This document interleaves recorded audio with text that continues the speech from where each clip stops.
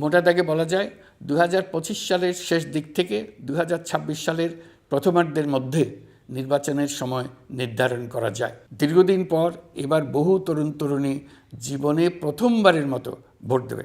প্রধান নির্বাচন কমিশনার সহ নির্বাচন কমিশন গঠন করা হয়ে গেছে।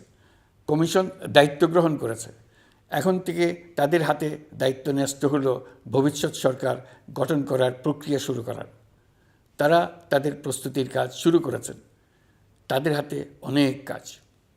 প্রথমে সবচেয়ে বড় কাজ ভোটার তালিকা হালনাগাদ করা। এটা এমনিতেই কঠিন কাজ। এখন কাজটা আরও কঠিন হলো এই জন্য যে গত 3টা নির্বাচনে ভোটারদের অংশগ্রহণ করার সুযোগ ছিল না। ভোটার তালিকা যাচাই করার সুযোগ হয়নি কারণ। গত 15 বছরে যারা ভোটার হওয়ার যোগ্য হয়েছে তাদের সবার নাম ভোটার তালিকায় তোলা নিশ্চিত করতে হবে। এটা একটা বড় কাজ। ছাত্র জনতার অভ্যুত্থানের পর এখানে গলদ রাখার কোনো সুযোগ নেই। দীর্ঘদিন পর এবার বহু তরুণ তরুণী জীবনে প্রথমবারের মতো ভোট দেবে। অতীতে তাদেরকে সে অধিকার এবং আনন্দ থেকে বঞ্চিত করা হয়েছে। তাই এবারের নির্বাচনে তাদের ভোটদান একটি স্মরণীয় ঘটনা হয়ে থাকবে। এই অভিজ্ঞতাকে মসৃণ করার সমস্ত আয়োজন করতে হবে। আমার একান্ত ইচ্ছা এবারের নির্বাচনে প্রথমবারের তরুণ তরুণী ভোটাররা শতকরা 100 ভাগের কাছাকাছি সংখ্যায় ভোট দিয়ে একটি ঐতিহ্য সৃষ্টি করুক। নির্বাচন কমিশন এবং সকল সামাজিক প্রতিষ্ঠান ও রাজনৈতিক দলের প্রতি আমার আহ্বান, সবাই মিলে আমরা যেন ওই লক্ষ্য অর্জনে নানা প্রকার সৃজনশীল কর্মসূচি গ্রহণ করি। এখন থেকে সবাই মিলে এমন একটা ঐতিহ্য সৃষ্টি করি যেন স্থানীয় নির্বাচন সহ সকল নির্বাচনে সকল কেন্দ্রে প্রথমবারের ভোটাররা 100% কাছাকাছি সংখ্যায় ভোটদান নিশ্চিত করবে। এটা নিশ্চিত করতে পারলে ভবিষ্যতে কোনো সরকার মানুষের ভোটাধিকার কেড়ে নেবার সাহস করতে পারবে না। নতুন ভোটার ছাড়াও যাদের আগে থেকে ভোটার তালিকায় নাম থাকার কথা ছিল তারা ভোটার তালিকায় আছে কিনা তা নিশ্চিত করতে হবে।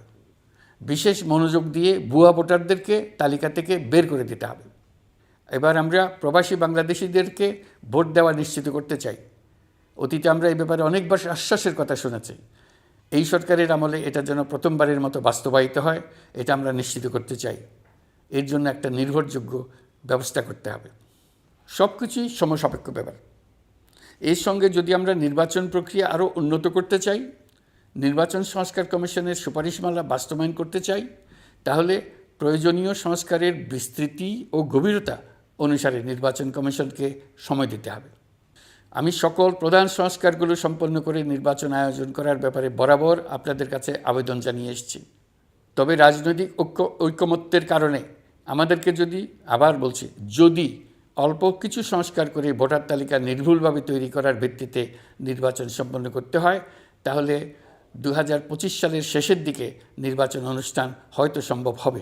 ওয়ালটনের পণ্য কিনে জিতে নিতে পারেন নগদ 20 লক্ষ টাকা। Double million offer! Walton fridge কিনে পেতে পারেন 20 লক্ষ টাকা। রয়েছে কোটি কোটি টাকার নিশ্চিত উপহার। আর যদি এর সঙ্গে নির্বাচন প্রক্রিয়া এবং নির্বাচন সংস্কার কমিশনের সুপারিশের পরিপ্রেক্ষিতে এবং জাতীয় ঐকমত্যের ভিত্তিতে প্রত্যাশিত মাত্রার সংস্কার যোগ করি, তাহলে অন্তত আরও 6 মাস অতিরিক্ত সময় লাগতে পারে। মোটা দাগে বলা যায় 2025 সালের শেষ দিক থেকে 2026 সালের প্রথমার্ধের মধ্যে নির্বাচনের সময় নির্ধারণ করা যায়।